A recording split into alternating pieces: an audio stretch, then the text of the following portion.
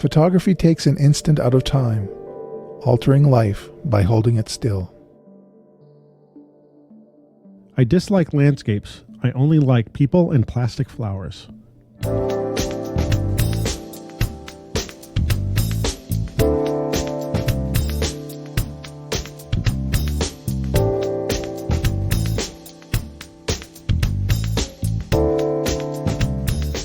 Hey, welcome to the Street Shots Photography Podcast.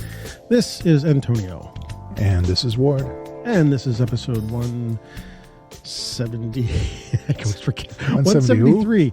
I've been thinking about episode 174 because that will be the last episode of the year. So that's on my brain. But this is not that episode. This is episode 173 for, what do we got? The middle of December 2022. So yeah, we're actually going to have a full year's. You know what? I didn't realize I haven't done with this show, and it's funny to parse it out in front of everybody right now. But we don't do seasons. Like, I have to figure that out because we do 2 shows a month, right? But like a lot of other podcasts, will do a certain amount of episodes, and then they'll have a season, and they'll take a break, and then. So I don't know if we'll do that, but we're unlike other shows. You put them out. It's a cadence every 2 weeks. You right. Can't rely on. And this season was 2022. So, yeah. Well, anyway, maybe not the place to discuss it in front of everybody. I was thinking, spring, summer, fall, winter seasons. We're going to talk about winter photography, surviving winter in Canada. Well, yeah, It give you about a month, or maybe not. Are you getting all the weather now? No, well, we got close to freezing here lately, so we're okay. It's been sunnier, so we don't get all the stuff they're getting on the eastern seaboard now. No. Yeah, there's some big storm going through the middle of the country now, so I didn't know if you're getting that. So hopefully everybody's. They're getting it north of you, though. We're hearing on the. News, we're not so bad. Here. We're just cool, but I caught a cold. Not now. I'm getting over it, but I was like about a week and a half ago. I'm like, this is weird. This is sniffles and sneezing, and I took COVID tests to make sure. I actually took 3. 48 hours a piece apart, and. Just to make sure, and it wasn't COVID. It was like a cold, like you would get in school. The olden days. Like the old days. It's been so long since I've had a cold. So yeah. So if I sound a little nasally, and our microphones might enhance that, I'm sorry, but that's just me. So fix it in the mix. Yeah. How you been? I've been good. Yeah, things have been good. Yeah. I think the weather's a little bit better. Work is not as oppressive as it had been, and so I'm a little bit more optimistic these days. Are you shooting? No, I'm editing. I'm still finding stuff from my trip to New York. There. Yeah, I see you're posting them here and there. Yeah. So it's nice to see those little bits and pieces, and it's like I remember that, or So where did we take this? Yeah, I should do that too. I haven't. I made like one giant post. I think not giant, but post of a whole bunch of pictures, and I haven't gone through them again. But it's not for any other reason than I just haven't felt up to doing that kind of stuff. But I should do that because it's fun seeing your pictures, and having memories of when you were here. But it's like mining. I mean, you go through 3,000 pictures, you see stuff you hadn't before, stuff you just glossed over, or something that a tiny crop or a little adjustment would like make it sing, and that's sort of what I'm going through now. And I still, like I say, I haven't touched any of the fine art stuff that the color stuff that I would have got from Coney Island, or when we were inside the post office building and all of that. None of that. I haven't even touched any of that yet. So, you think you're going to have some good stuff from those? I think so. Yeah. Yeah. Well, that's good. They'll be a little bit different because it was an unfamiliar environment to me. It's not like I have anything to hone, but I think there'll be stuff coming out. And mostly color, you think, for that stuff? For a lot of it, yeah. I think, yeah. Yeah. Oh, well, that's cool. Coney Island stuff in the interior of some of those classic buildings you have. They should be in color. Some of them definitely should be in color. Yeah. All right. Well, I look forward to seeing those pictures when you put them up. I'm probably should go through my stuff too as well. If I figure I'm spending some of the days not doing anything or not feeling, I didn't do it during when I was sick because I was like I can't really focus on anything. No, that's right. But doing, as we talked in the last episode, going through the archives is the mining, as you're saying, is always a good thing. And in general, we might have talked about this before, but not always having to produce new work, like this constant new. It can get really tiring, and it's not something that I always did when I was shooting film. And so, why is it so necessary? And it's, maybe feeding this machine that we like to feed, or we're choosing to feed. But again, it's like, the pictures accumulate to shoot more than I certainly shoot more than I post. And there's lots of good stuff in there. In fact, actually, and I was telling you this offline, I had to upgrade my computer. My old iMac died or is dying, and I had to transfer all my stuff to a new machine. So it's giving me some opportunities to sort of, pull up the Lightroom libraries and look at all the archives, see where everything is stored, because I have to sort of make sure associate everything, reconnecting. Yeah, and so stuff is popping up again, old stuff. But anyway, yeah, that was last episode talking about this. But it'll be good to see your pictures again, because it's fun to see how you saw New York through your eyes, like as a new person, not having been here. And I actually don't come across many people, or have met lately many people who are like seeing New York for the first time. So, and again, it's always kind of the way I wish I could never see my city for the first time. I really would love to, like, if I could have like temporary amnesia, just see New York for the first time, to be experiencing like that, like you did. Well, cool. My wife's putting up picture frames in the in our bedroom, and she's just Greeking them out, like putting them up, a whole bunch of them, making this kind of modern arrangement, and there's a mirror there and all this kind of stuff. And so there's stock photography in the frames, and these empty frames. There's a picture of the Empire State Building. I looked at it, and I said, well, the entrance to the subway is just around the corner and down. I'm like, I know this. I'm That's like, nice to have that context. That picture, this was taken from the east. Like, I know exactly where I walked right there. Like, so now when you see a movie, it would always bug me. Actually, when you see what was the movie? Independence Day. Okay, I haven't seen that since. You haven't seen that? They show where the Empire State Building is. If you watch it and look at the placement of the Empire State Building. I think it might bother you. But like if you didn't been in New York, you wouldn't notice that. Anyway. Okay. So we were, I guess, talking about like, what are we going to talk about tonight? And we started doing, a while back we did 2 episodes, why black and white and why color. And so I thought, and you seem to agree too, that if we did you came up with the idea of a lightning round of questions about why in photography, and see where it goes. And so I like that idea. I like talking about, coming up with a question of why we do certain things, why we like certain things, or what do we, in terms of photography, and then answering the questions. And the other reason that came up, actually, now that I'm thinking about it, I didn't tell you this, but I just taught a couple of classes on Saturday. It was back-to-back online photography classes, and actually, and I also had an in-person class the week before, street photography class, and I think this is actually from the street photography class. And of course, the students are asking me why am I shooting this? Why am I using this camera? Why am I doing this? And that that learning process for anybody who's doing something new, and the question is always why, and you want to say because, because I'm the daddy.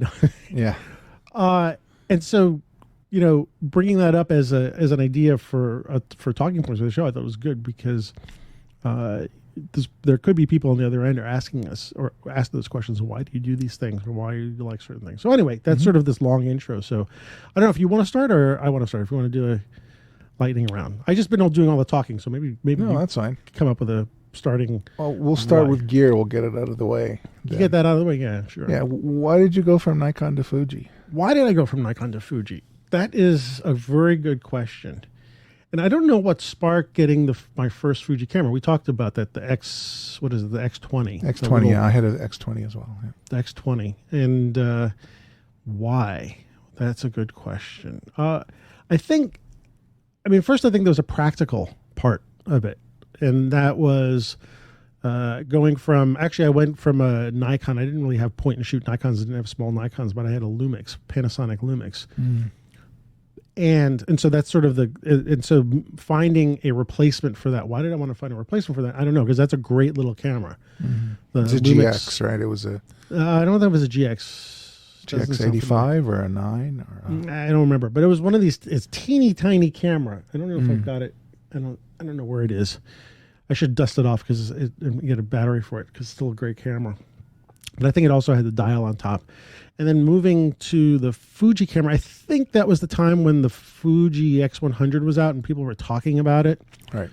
And that's and where it looked like you were the Star Wars binoculars looking through that frame lines and stuff that are projected over the image on the X100. That's pretty cool. Was it? Oh, I don't remember that. I just remember Zach Arias, or Arias, I don't know how you pronounce his last name, talking about it, and I don't remember where I saw that.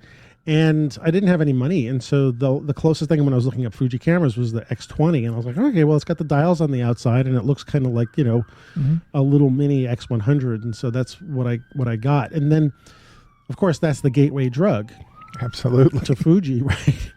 And maybe I was watching these on YouTube when this first came out, or whatever links, photo websites were linking to for videos. And of course, I looked at the X100 physically, and I'd always wanted a camera that was that looked like a Leica or a rangefinder in terms of digital. Actually, you know what? I've always wanted one of those cameras. Period. I never owned even a film rangefinder, and so because film was not there, I thought the X100 sort of fit that bill, and of course I couldn't afford it, so I bought the X20. And then when I did get the chance to buy the X100T, I bought it. And it was like, I looked at it and it was like, part of me wanted to walk around with my photo vest, right, which I don't have, but like a photo vest with a nice strap, like a worn strap, and I wanted to wear this camera on my neck and look like, actually I want to look like Bruce Gilden, actually. Bruce Gilden. That's the Bruce Gilden uniform. Well, yeah, there's actually a friend of mine, I haven't seen in a while, and a photographer named Mel DiGiacomo. And actually, you go to B&H, if you look on B&H's YouTube website, he's done some talks at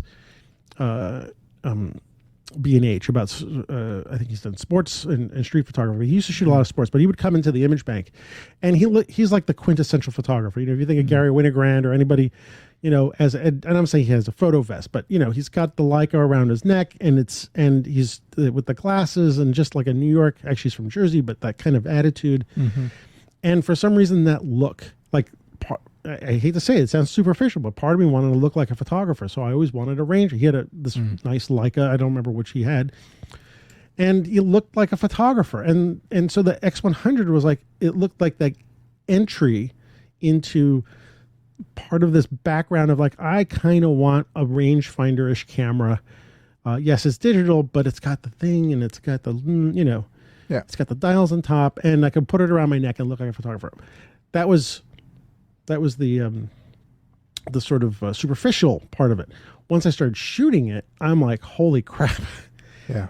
There was something that of course, we've talked about this endlessly and everybody talks about it, but there's something intangible in the way that Fuji's presenting their pictures, in the way the camera's recording them. And ultimately it comes down to, like, when I started doing comparisons with my Nikon, I think the feeling I got from the Fuji, my pictures on the Fuji in general, and also how it made me enter the world and take pictures. Right. It didn't feel like I don't know, maybe it's because of the way the camera was designed. It just didn't feel like an object for work. I don't know if I brought this up, but the day that I got the X100T, I actually had a shoot in the city. What was I doing? Was I doing video? I was doing stills, but I had my Nikon and the zoom lenses and stuff like that. But Dick Cavett was going to be there. So if those of you who are too young to know Dick Cavett, he was a talk show host. But I also brought the X100, and I decided it's not a good thing to bring new equipment to a job. So, kids, do as I say, don't do as I do. Yeah. Don't bring new equipment. but I brought it, and I was able to get like close-up shots. But when I did the comparisons between those pictures, it was like kind of night and day. And again, partly it's how I approach using the picture, how I use the camera to get the pictures and the intimacy of stuff like that. But, and I'll end on this because I'm talking too much. But the part that I think was the most compelling was I love digital. I couldn't wait. Frankly, I couldn't wait till film died off. Right. Even with all this nostalgia about film, I fine for me for commercial work. I mean, I'm not talking about anything else. And I got all the benefits of film. I got some of this, nostalgia from film, which I liked because it was nostalgia, but I didn't have all the headaches of film using Fuji. And so, yes, that opened the door. And I think I had the X100T for the longest time, and then I needed for some other jobs. I bought the interchangeable lens, the T20. And that was it. Then we're done. That was the why. And I still love my Nikons. I still love the lenses. I actually love other cameras too, but Fuji just stuck. And I don't see that changing. I really don't. I mean, I have a whole bunch of new Fuji cameras, and every one of them has got its own little personality. And I think that's what Nikon cameras, for the most part, at least, didn't have. Like, my D300, they're a professional tool, and that was it. They were tools, yeah. And actually, I had to say this: there's a couple of Fuji cameras now that are more tool-like. The XH series. They're nice cameras, but they don't feel like a personality. They feel like tools, but I want them. I have them as tools. Anyway, that's the why. So why? Actually, I wanted to ask you this question because I didn't even know this. Well, why do you use Fuji? What was the? So when I was growing up, I had an aunt that had a Konica C35, small rangefinder-like, is zone focus. I think it was a zone focus camera. And then for a time, I don't know if I had one. I just remember somebody who had one that was close to me, and I borrowed it. It was a Olympus Trip 35, which is another zone focus, even simpler, 2 shutter speeds and 2 apertures. Can you explain that? Zone focus, I mean, just like zone focus. So instead of focusing or having any way for you to discern what the focus is looking through the viewfinder, there'll be a picture of mountains, which is infinity. Oh, right. There'll be a picture of people, which is, from 6 feet, give or take, a group picture. And then there'll be tulip, which is as close as you can get, which is probably 3 feet. That would be the closest you could probably get. Okay. So you'd kind of have to eyeball, and in the case of the Trip 35, the Olympus Trip 35, it had a body similar to the Olympus Pen cameras. I don't know if you remember those. I think I remember those. They were half frame. The half frame cameras. They were right. half frame cameras. Explain that. Instead of the quickest way to say is instead of getting 36 exposures per roll, you could get 72, and so they shot a vertical frame when you look through the camera. If you held the camera horizontally, you'd get kind of a narrow vertical frame. I think it was like a 4:3 kind of aspect ratio. I don't remember. Yeah. I didn't own one. So anyway, so the Strip 35 was very cute and small, and I liked the idea of small cameras. I liked, in the same way you were a kid, you liked toys. They were like small universes, small things that represented something larger. And I think as I grew up, I kind of liked to keep the small form factor. And then for a while, and I didn't really use it. I had like a little Cosina or something that I got from my English teacher. He just said, I have all these old cameras and lenses. I don't use them. And my father's never got used. So I used them. It was all very cute. I liked the idea of the camera, but it just wasn't as... I didn't think it was reliable as my SLR. And I was a Pentax guy in those days. I was a Pentax guy right up and pretty much until I got married. Then we got a Canon PowerShot A80, which was a 4 megapixel camera with the articulating rear screen that was like about an inch across, a postage stamp size screen, but it was great. Did it spin out or come out? Yeah, it flipped out, and you could do the selfie thing with it. Like it was way ahead of its time, and used 4 AA batteries. I think I remember that forever. Camera. Yeah. They lasted forever. What a great holiday camera, a great family camera. We used it for years. We used it from 94 until 2000. Oh, I don't know, 2000. Oh, goodness. No, couldn't have been. We got it in 2004. We probably used it until 2012 or something. It was just, it went on cruises. It went on Disneyland trips. It went all over. It was great. And it was small and everything. So that was Canon. And then once I started shooting sports and motorsport photography in the digital world, and my darkroom died off. I got a Canon 7D, the first generation. Then I started collecting lenses. So anyway, so I was doing all that, and then I was thinking, I was working downtown all the time, and I had a Canon S100, and then I started shooting street with that, and then I got the phone, and I was using the phone going back, and the S100 is a cute little party camera, but it was really not suitable. It was way too slow for the street. So, and I saw the Fuji X10 come out. I thought it was interesting. It was very cute. It was like the form factor I was looking for. It reminded me of the Trip 35, the Olympus, and of that C35, that Konica camera. And then people were complaining about dead pixels and all this kind of stuff. And it was going to be another year or so. And then this new camera, the X20, was going to come out. So I got an X20. I started shooting street in earnest. And that's really where my true street stuff started to happen, 2014, when I got that thing. And thousands and thousands of frames through that camera. You still have it? Yeah, I still have it. My son uses it. Okay. We walked through Vancouver together, and he shot all of that drug paraphernalia in the street and all that kind of stuff. That camera's seen a lot of miles too. So the X20 came out, and then I really liked the XE series. There was the XE1 had come out around shortly after, I think, the X20, once they figured out what the sensor was going to be. Then the XE2 came out, and I was looking at them. They were fine. They were nicely proportioned, but they were too big. And then I saw a review, a kind of a sneak peek from the guys at the camera store. In those days, it was the guys who were in digital, was it DP Review, Chris and I've forgotten his name, Jordan, Chris and Jordan.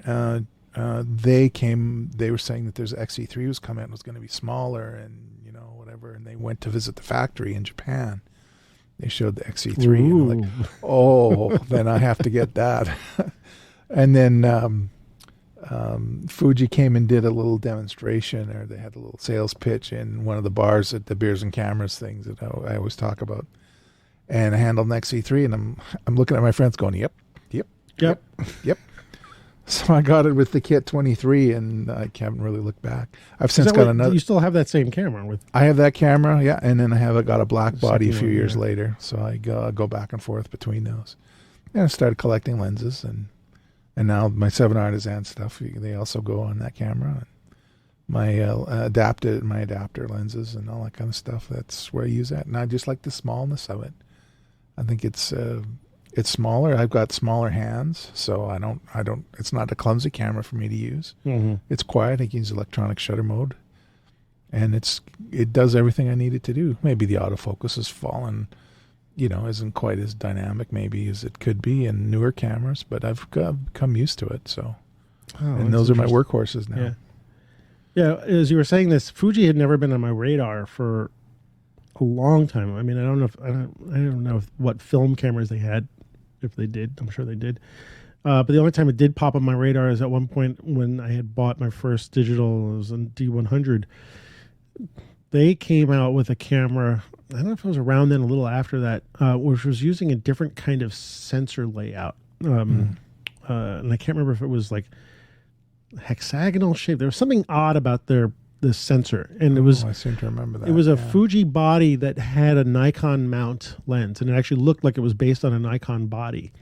And I had actually come very close to buying that camera, but this was like in the early, whenever the digital cameras first came out, like the DSLRs, I think around the, early 2000s and stuff like that. But that Fuji camera was but until then, like it had never been on my radar. And I was just thinking about it as a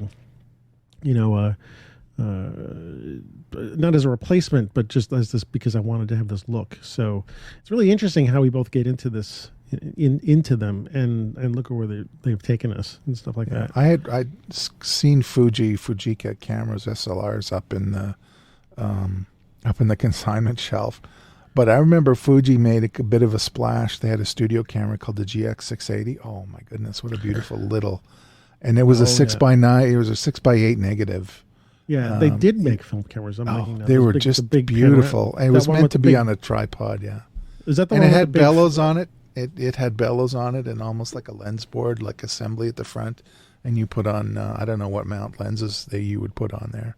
There was one that had this big metal sort of cage in front of it. Where the lens it had rails. It had rails for, are you thinking? No, there was another one. Like a wide one? Like the wide one. Yeah. They're very wide one that has this sort of cage on the front with monkey bars, whatever you could call them. Monkey bars, yeah. All right. Anyway. Okay. Well, your turn.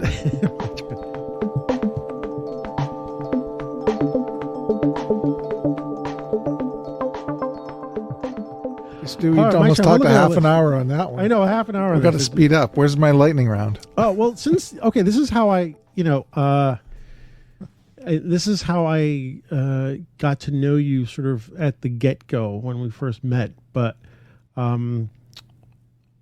why do you love to buy photo books? That's easy. Because well, no, the trick is not to make it easy. Because if you just answer because I like them, we're not going to have a show. We'll just say, okay, get the end of the show. So, there's something in the mail going for you. I'm going to have to find some way to turn it around. I don't know what we're going to do there. So how I got to love photo books. When I was 11, my mother, unbeknownst to me, got me a subscription in the Time Life Library Photography series. And there were these big, like 12-inch by 12-inch silver volumes that had a kind of a weird silvery printing process in them that had these pictures had this wonderful depth, and they had these bright colors and these silvery images, and I didn't even really know what I was looking at when I got these books. Everyone seemed to know that I was interested in photography, but I didn't have any of the historical background or answering anything beyond the magic of taking the picture and developing it and creating a print. When I saw this series, it was my education into photography. So when the first book arrived, I just went through it over and over and over and over again and memorized it. And I remember once jumping forward, I was at the darkroom printing class. I just kind of crashed it. I went with Mark Ryerson. He was taking this course, and they were using the darkroom at the technical college here. And there was one of those books there, and I said, "Oh, that's the color book." There's a picture of one of my favorite pictures on page 108 of that book. So it's the woman standing in the window with the blue top on, and and Mark's looking at me, and he goes over to it and turns to page 108, and there she is. I know. So there was and that's I'm in my 50s already by the time that happened. So that's how the initial love was of holding the book, and sort of like some kids have the National Geographic, they go through it, and it's like someplace other in the world that you can't imagine being.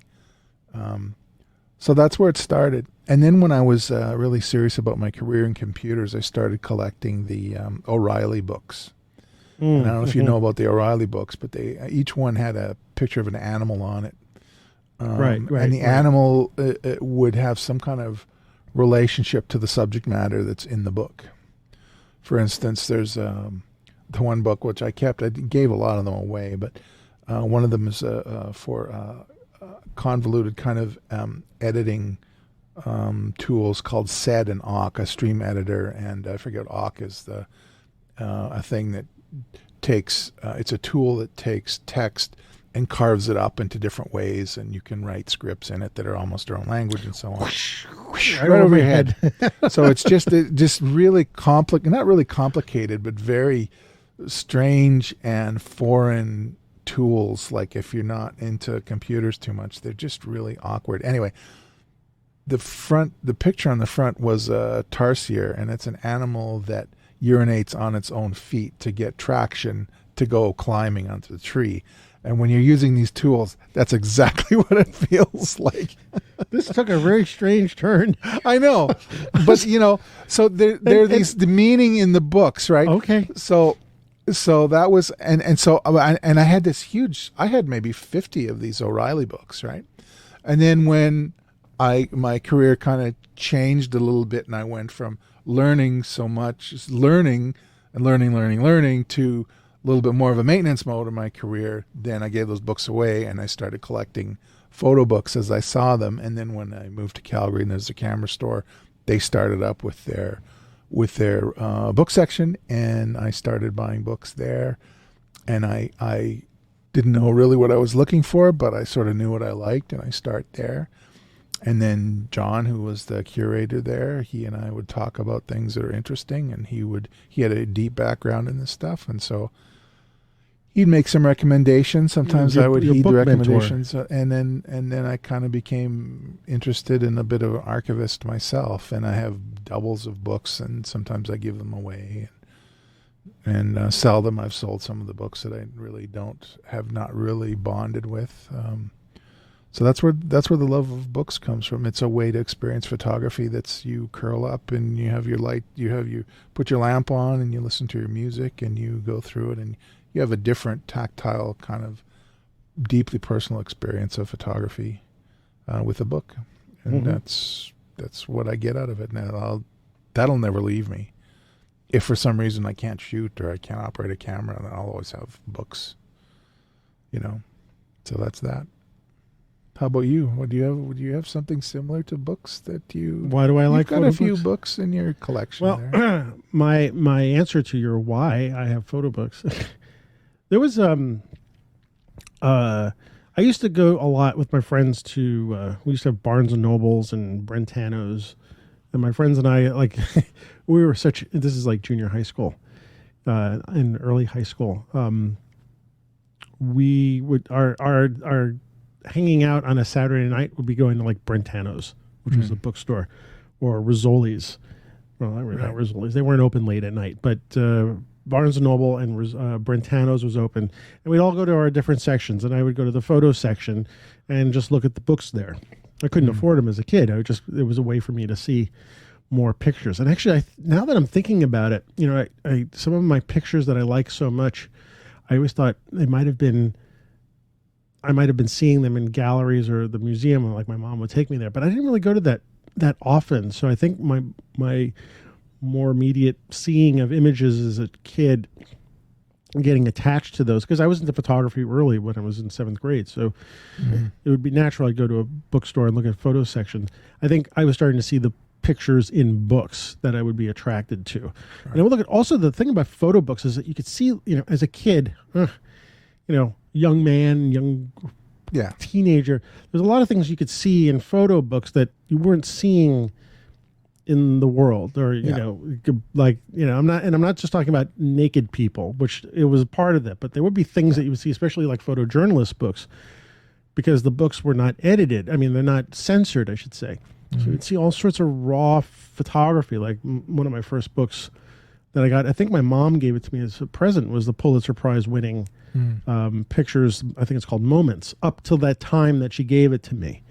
And those kind of pictures, that was one of my photo books that I think I read so much that the cover was all ripped, and I got very familiar with those images. But as a child, like, you don't see that kind of stuff on television, at least when we were growing up. And let's not talk about today. Night and day difference. But, I don't know, like, I won't describe the pictures. I remember, I remember quite a while ago, you're talking about that one picture I think came from that book, was the 68 picture, Soiling the Flag. The guy using the soiling the flag, using the ramrod almost of the flag during a demonstration. In fact, I was just thinking about that picture this week. I can't remember the context it was coming up in, but that was a kind of picture that you would see, and it's still an amazing picture, both subject matter wise, what's going on, and just the way it's presented. We'll have to dig that up and put it in the show notes. Yeah, but I was just seeing like pictures, even from like Vietnam and like the kind of pictures that again, things that you wouldn't see. And so for me, it was an opportunity to feed that. And I don't know what I mean, as a curiosity as a kid or something like that. And by the way, I saw all these pictures that were like nasty pictures that turned out okay. Wasn't like the end of the world. I don't know if my mom would have thought so, but I was pretty independent. Anyhow, fast forward a little bit, there used to be a bookstore, a place in the city called the Photographer's Place that was a photographer bookstore. You would have been like a pig in I am so sorry I'm not old enough to have visited it. I really am. You've heard of it then, right? You'd heard of it? Yeah. Yeah, and I never took advantage of it. I mean, I would go there occasionally, and there was so many books. Again, sometimes it was a matter of like cost. I had already a ton of books at home, and so I just didn't collect them. I had an okay collection, not great, but some books I got through the job that I was working at through Image Bank, or photographers gave me some books, and sometimes they're a little bit more commercially oriented. And then, let's see, when Elizabeth, my late wife, came into my life, she also worked in publishing a lot, so she had a lot of books, and so when we moved in together, I had inherited some of her photography books, so I was like, okay, I got some more. But I really didn't go out and purchase them until more recently, in the kind of time period that I met you. I think that and hearing your love of books sort of sparked me into saying, well, that's something that I haven't looked into for a while. And I can't remember when, I think we had probably met before this in some way, but like even when I went to the Irving Penn exhibit and bought the catalog at the Met from the Irving Penn exhibit, and I realized, like, I think it was a very expensive volume too, and heavy too. That thing was huge. But I was like, oh, look at how much I can get from this. How much, I can re-experience the photography that I'm seeing, even just through the book. And so that kind of started. And then I realized it's sort of now, again, it's like buying lenses, something like that. It's like I can't stop, but there's so many books I want to get. Watching Alex Soth on his show talk about his 8,000 million book collection. Yeah. His place, by the way, looks like the Photographer's Place. It was exactly how it was. It's all kind of messy as I can't remember it. And now it feels that I've got room on my shelf for it. Like, I'm not so interested in novels. Actually, it's funny because you're talking about getting rid of those computer books, the O'Reilly books, and so I was going to ask you, are you actually physically making room? So now you have room to put volumes of stuff. And I realized I was getting rid of tons of books that I didn't read, even novels and stuff, because most of novels are things now that I read on e-readers, because I really don't want to collect paperbacks anymore, But I physically only have so much space in my house. But now I can get rid of some of that other stuff, and I can actually replace it with photography books. But the other thing where this started to kick in too, and I wanted to say, I'm glad we're bringing this part up before the holidays, because as a photographer, I don't know if you have this with your wife, but my wife always had a hard time buying me something for Christmas. Right. And so eventually what I did, and this is sort of a suggestion to people, if you're photographers, is I made an Amazon wish list of only photography books. And I sent that to her as the list of things that any gifts, whether it's Christmas, birthday, or whatever, should come from this list, because I didn't want her to go buy me like a lens or a or so, like it was kind of unnecessary. But by putting all those on a wish list, I got a lot more books from her as gifts, and I was really excited because my list was so large. I didn't know what book she would buy, so I would just put books that I was interested in, and suddenly I'm getting she gave me the Eggleston book, this one. What is it? This was a really 2 1/4. I'm showing you. Yeah. This one was really nice book. And it was, I'd forgotten that I'd put it on there. And all of a sudden I get, come Christmas, and I can tell that it's a book, but I didn't know what it was. And so it was just this kind of thing. And now, being the kind of the age that I'm at, and we're at the same age, it's nice to be able to have these things as like, I don't know, just like part of my history, part of my, it's almost as valuable as like, not more than some say, a furniture. And the other thing I thought about just recently is that these books will outlive us. Mm-hmm. You know, I didn't even think about that. I mean, it's like one thing, like, you know, most of the stuff I look around is like, you know, when I'm not here, someone's probably gonna throw most of this crap out. But the books, no one throws away books. You know? And so I just realized, like, I'm not really the owner of these. I'm just the caretaker. Caretaker, yeah. That's the way I feel about the books that I have that are doubles, where I don't know if I should say this. Anyway, I borrowed a truck from one of the guys I grew up with when I was helping my mom move some stuff. And I didn't really have anything to thank him other than put gas back in the truck or whatever. But he's a stock car racer in our little small town that I grew up. And there's a book, and I've forgotten the name of it. It was a bunch of pictures that were taken at a local stock car track in Brainerd, Minnesota, a few years ago, and it's the exact spirit of this guy, of Bill. Like, really? Yeah. And I got the book. I haven't opened it up yet. It's not even out of the plastic yet. And I'm like, you know what? There's a good home for this book. So when I go back to visit my mother again, I'm going to present it to him and say, look, this book is about, you know, this is you. You'd be the best person to appreciate this. And it's pictures taken from inside the stock car while it's going around the track during races. You know, the kids on the, you know, in the pits helping Dad fix the car before, you know, on the night of the event and stuff like that. It's just all grassroots stuff. And I'm like, you know, it has a different meaning for different people. And I think, for me, it's the kind of love of photography and history and all that kind of stuff. But for him, it's sort of like, it's close to his spirit, and that he can show the book to somebody else and say, this is what I'm sort of about. You know, it's not what I imagine. That's cool. Yeah. So I'm sorry I interrupted you, but no, I just wanted to toss that in. Yeah. Well, hope he doesn't listen to the podcast. I don't think so. I was about to say, it's like, whoa. That's what I said. I don't know if I should say this. Yeah, well, if anybody knows him, don't say anything. Yeah, don't. Just, yeah. Don't. Well, this is coming out in 2 days, so you know, hopefully you'll get the book to him, you know, soon. So. Yeah. All right, your turn. I think my turn. We're probably the last one, given how long we're just chatty people. Could be. Well, now we've been talking a lot about, and we've been doing a lot of it, but why street photography? Oh boy. Oh boy, you really saved that one to the end, didn't you? Right. Why street photography? Well, okay, so as I look through all my archives, I mean, and I'm doing this like just practically for some reason, and you know, even and we talked about this last week, like way back when in you know, college, I'm looking at some of my photography, the pictures I posted up on, you know, for the show last week, last episode, was street photography that I did in college, right? Essentially street photography. I think initially as a photographer, I think we all do street photography. We can all do street. I mean, as photographers, we all do all sorts of things, right? You might be a fashion photographer, but you bring your camera on a trip and suddenly you're a travel photographer.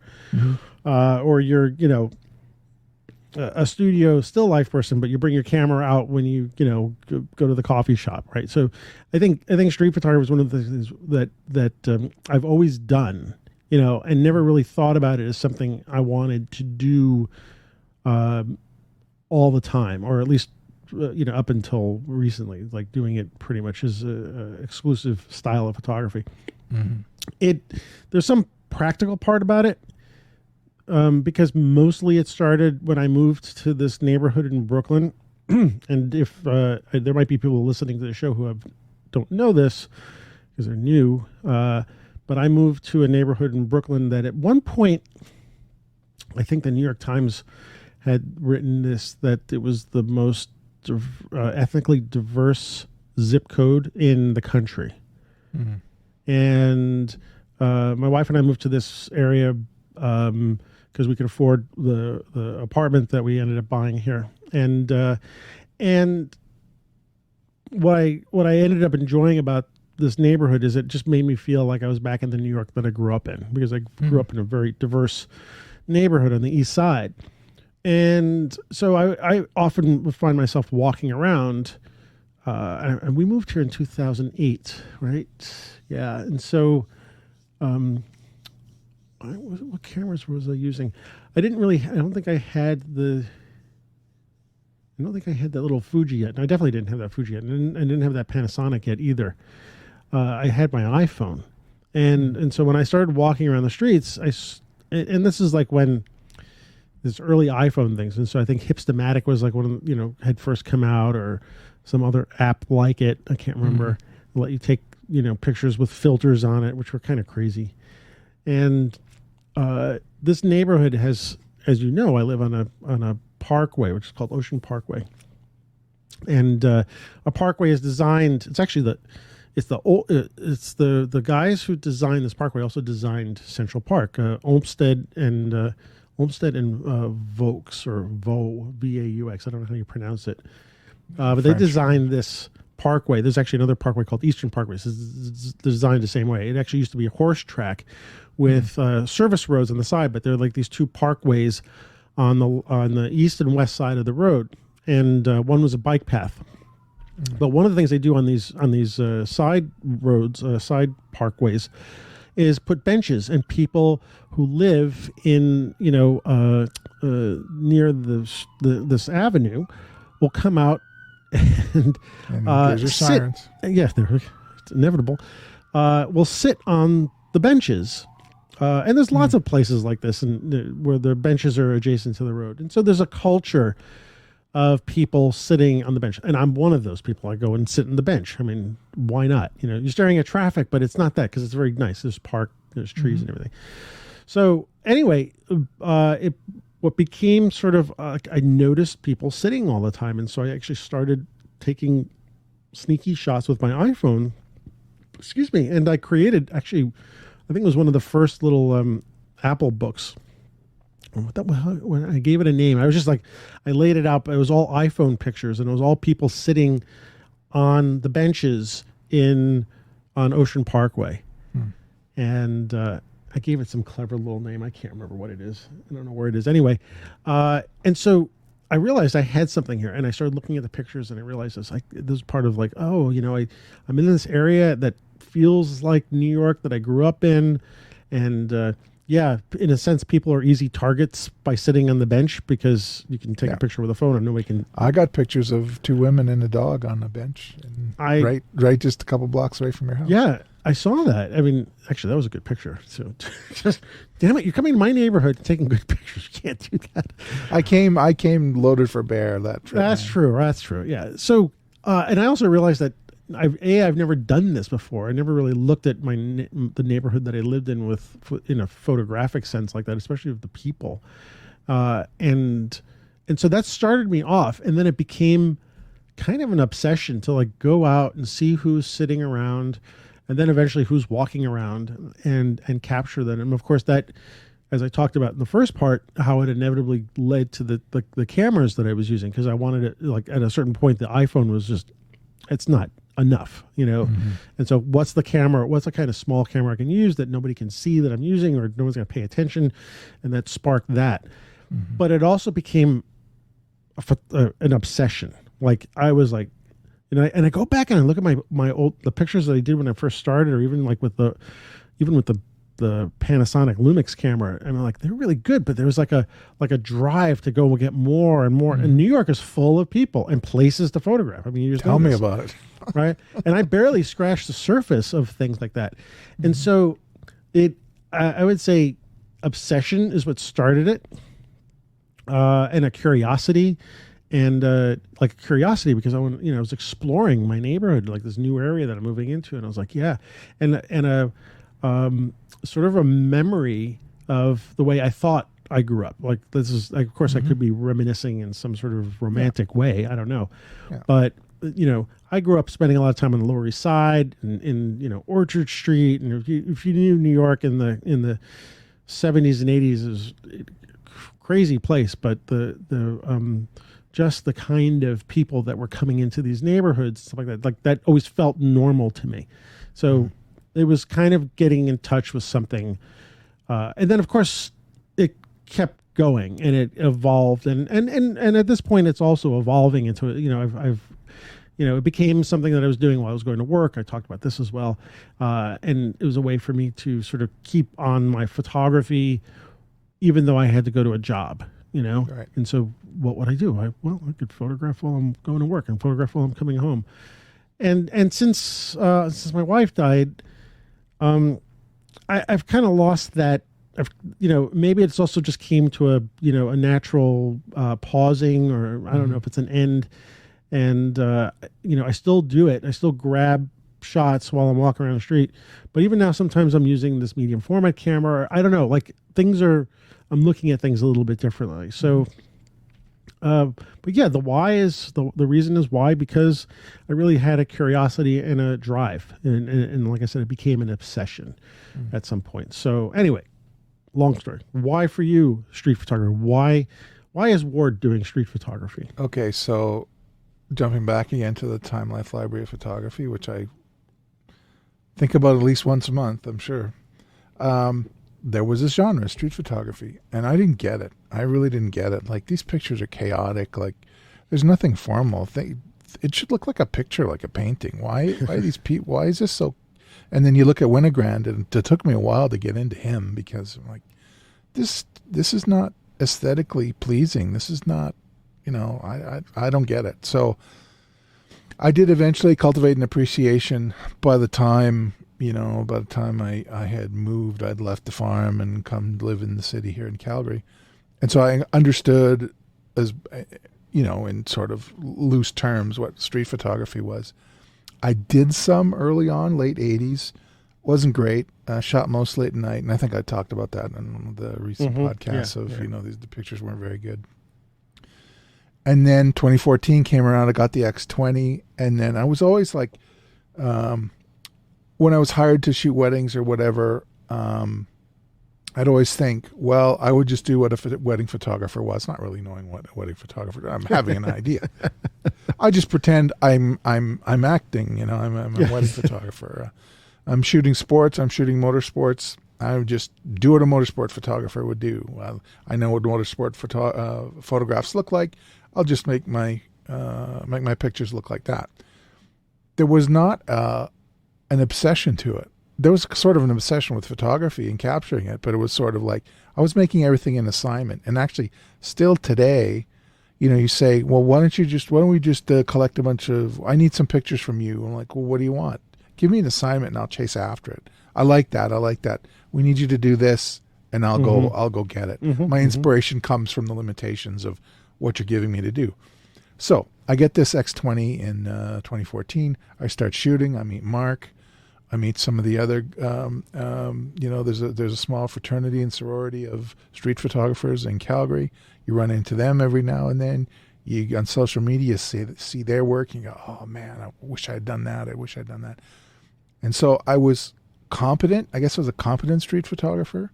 And I think I got better and better and better. And I'd go back and forth because there's very often so few people downtown in Calgary that I'd go to architecture. I'd shoot this public sculpture called The Trees that are downtown.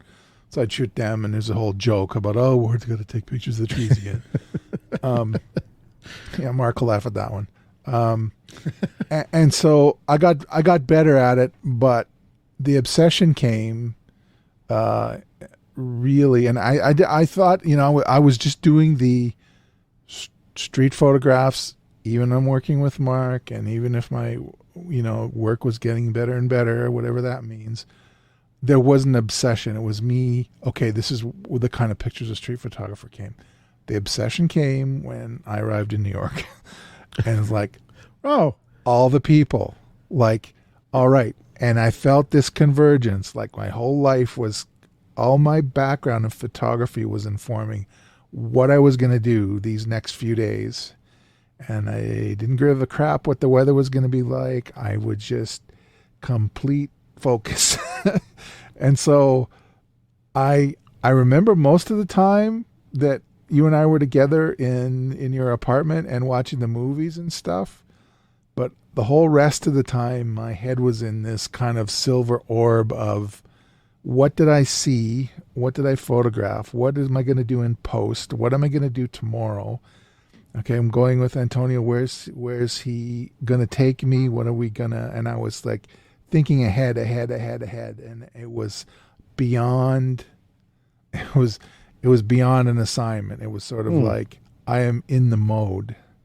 So, and I was telling my friends at Beers and Cameras, if I felt like a if I was sort of pretending to be a street photographer, even if you don't like my work, I don't really care whether you like my work or not. But if I thought I might have been a street photographer after the New York trip, I'm like, I can put comma street photographer behind my name now, because I can think like that. You want me to shoot street? I'm here. I will shoot street. That's a big freaking deal. And that just occurred to me here. I don't know. I guess when I looked at the number of kind of successful images I had in the library this time, and I think I'd sent you a message saying, it was basically a thank you saying, I'm so happy with the number of images that I got in this short period of time that I was there, and that I was indebted to you, because holy crap.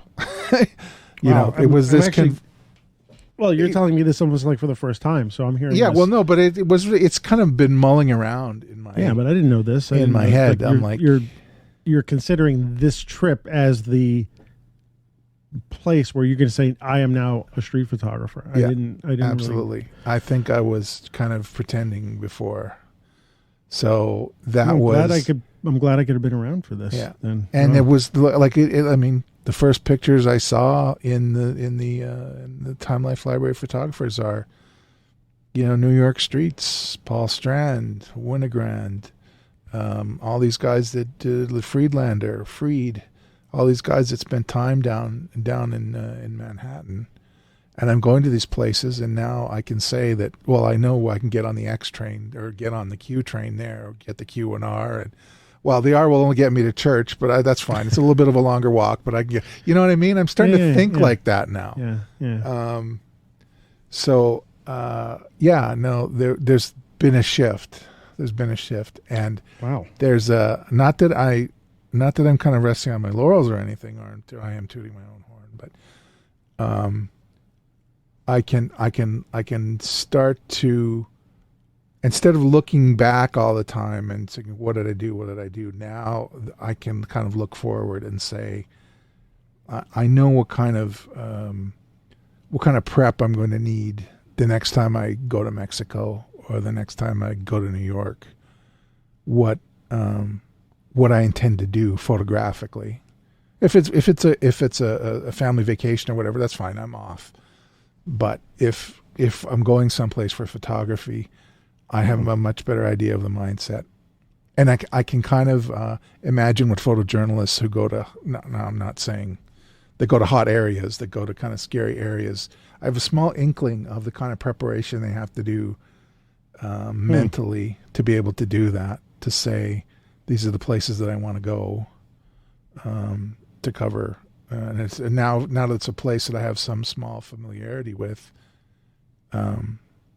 I can start jumping off and start thinking of those ideas of what I would want to do next. Because as good as I think some of my pictures are, I know I can do better next time. There's some more adjustments I can make. And I really feel that the images that I put down, they're like a crumb trail. Like, okay, this is sort of this, literally and figuratively, the state of the art. But I know I'm going to do this next. I just gotta, there's this other thing I got to do, that alley we didn't go down or whatever. Yeah. I got to do Wall Street again, because there's some opportunities I missed. As I was thinking about like the places we didn't go to, and thinking, boy, I told you, like, you probably should have stayed another week. I get possible, difficulty with that. It would have been, but, there was so much more, and places that we could have looked at that neither one of us had been before. Like, go to Queens anyway. Wow. I'm sort of like everybody, he's telling me this for the first time. Well, no, but it's only kind of a yeah, but it's coalescing. It's coalescing Yeah. as we speak. I mean, I really didn't get that this was sort of a threshold for you. So Yeah, no, it totally was. I mean, Yeah. I had been looking forward to going to New York at some time to shoot before I knew you, years before I knew you, right? And so, when things were happening in your life, and I was talking to my wife and saying, you know what? I think I should go visit Antonio. I think this is the time. Things are happening, and I'm just getting too many signals that I should really go. And I'm so glad I did. yeah, well, I'm too. So, wow. Sorry, I that was think- kind of big. No, We that should was do big, a and joke or something. That's a great way to end. I think that's a great way to end this show today. And so lightning rounds. I was thinking we could actually have a lot more questions, but this, I think that's a perfect place to leave off, and we can always do this again. All right. Thank you for sharing that. Actually, No problem. all right, man. Well, let's wrap this up. Where I was like, oh, and then we gotta translate to the end here, and it's like it doesn't feel right. We'll just do a rough cut. We'll do a cut. No. We're doing this live, and so it's just you're saying something so great, and I almost hate to end it here now. So, but let's do that. So, where are we looking for you, and looking for these pictures that are transcending? Sure. I post on Vero. I'm W Rosin Photo on Vero. WROSIN Photo. I'm also on Twitter at W Rosin Photo. You can also find me on Instagram at Ward Rosin Fine Art. On Facebook, you can find me at Ward Rosin Photography. And I have a website that's kind of poorly maintained, but did get one or two sales there from on our rosin.ca, rosin.ca. We sell the rodeo books still. There's a few copies we have left. And I have the small business that I do. I sell 7 Artisans lenses for Fuji X and Sony E-mounts. And I also sell lens adapters for those same 2 lens mounts. And that's called Ornis Photo, ornis.photo. You can find that on the internet. Our unofficial sponsor. The unofficial sponsor. We need to make a Let's just say it commercial that way. for you. We're gonna have to get a commercial made for you, so you can become an official sponsor. I want to do voices on the commercial. Can I do that? We That'd could do be voices fun. of it. All right. Absolutely. Yeah. So, That'd be fun. me is where are you finding me? On Vero, AM Rosario on Vero. I am on Twitter still, given all the craziness, but it's still there. So, AM Rosario on Twitter. I haven't looked at my Flickr in a little while, but I'm AM Rosario there. I actually have a lot of archives there too. And you can look at my archives on Instagram. You just can't follow me because I was hacked and the account is sort of not doing anything, but I'm AM Rosario there. And my website is amrosario.com. And yeah, Facebook for us older folks, Rosario Photo on Facebook. And those are the places you can find me. So yeah. It was great talking to you about this stuff and the whys. I had no idea it was going to go as deep as it did. I'm happy it did, because this is the kind of stuff I like when we come up with shows and we don't plan it like this. So anyway, and so yeah, our next show will be just before the end of the year, and so we have one more show and then we'll wrap up for the year. So anyway, Cool. thanks for hanging out with me tonight. My pleasure as always, my friend. And with everybody else, thanks for listening to us and following us and all sorts of things. Really happy that you guys are listening and spending your time with us. I'm grateful for that. So thank you so much, and see you next time. Bye-bye.